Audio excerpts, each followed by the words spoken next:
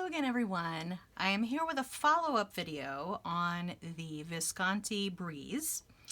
I have written with it quite a bit, and I now have enough of an impression made on myself to give you sort of my honest review on this. So first off, it's very comfortable to write with. So you remove the cap, it has, unposted, it actually has a really nice weight. It's very well balanced. It feels really nice in the hand. I really like this plastic grip as opposed to a really smooth grip. The nib, I'm going to show you. Let's go ahead here with a blank page in my Tomoe River notebook. So this is the, oops, it's actually the first time that's ever happened. Visconti Breeze. So this with a broad nib. And this is Krishna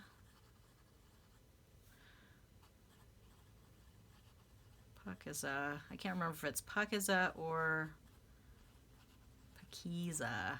Either way. And I will show you this to the side so you can see some of the sheen that's on this beautiful ink. So this nib seems to run really wet, even for a broad. And it does seem to have a little bit of line variation. It's not really coming off very well on this sample. It looks pretty much identical, but I feel like every so often I am running into a time when it feels like there's variation in the nib. Like here, and maybe it's just ink flow, because, and it could be reliant on the ink as well. Krishna inks, I've had a little bit of trouble with them sometimes with their ink flow, so it could be the ink. But sometimes I feel like I'm getting a lighter shade of ink, and then sometimes I get like sort of a dump of a lot of ink. So it's a little inconsistent, but again, that could be reliant on the ink. The size of the nib itself is very nice. I like this bold or broad. This is like a true broad. Let's do the quick brown fox.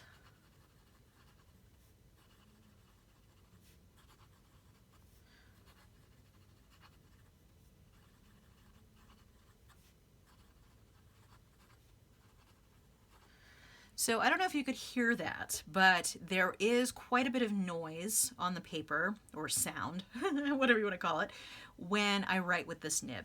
And I feel like it is not super smooth. Like I feel like it's not necessarily a grit, it's sort of like the nib grips the paper a little bit. It's almost like, I would say, this may sound bad, but it's almost like there's a super fine grit of sandpaper at the end of this nib. That's kind of how it feels to me on paper. I'm actually wondering if at some point I might want to try my hand at micromesh. I want to try out some other nibs first, but micromesh is essentially a very fine sandpaper that you can use to smooth your nibs. And I have not used it yet. I've kind of been a little daunted by doing that because I don't want to ruin my really good nibs. One of the things about the Visconti nibs is that you can get replacement nib units. So that's kind of nice. So should I ever ruin this nib, I could get another one. But I feel like just that little bit of smoothing would probably make the writing experience on this a little bit better. I think I was hoping for something really super like buttery smooth that had no feedback at all. And that's not what this is, but maybe it's not supposed to be, because I've never written with a Visconti before. And this is a steel nib as opposed to a gold nib or a palladium nib.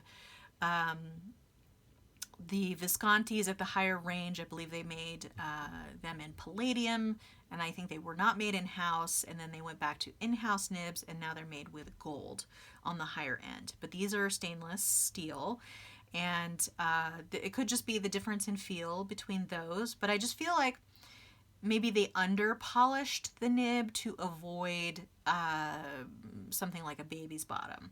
So a baby's bottom, and I don't have my loop nearby, so you'd really have to look at it really close up with a loop. So normally you have a nib and like here's the divide, right? So that's kind of a normal nib when looking at it head on. A baby's bottom is you're going to have a little bit of a baby's bottom.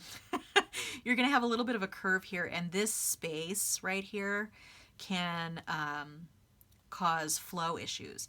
And I do not have flow issues. That I thought it was kind of funny that it actually did not start right away at the first letter, because I have not had that issue at all. It's probably just because my environment is so dry and it's wintertime now when I'm filming this.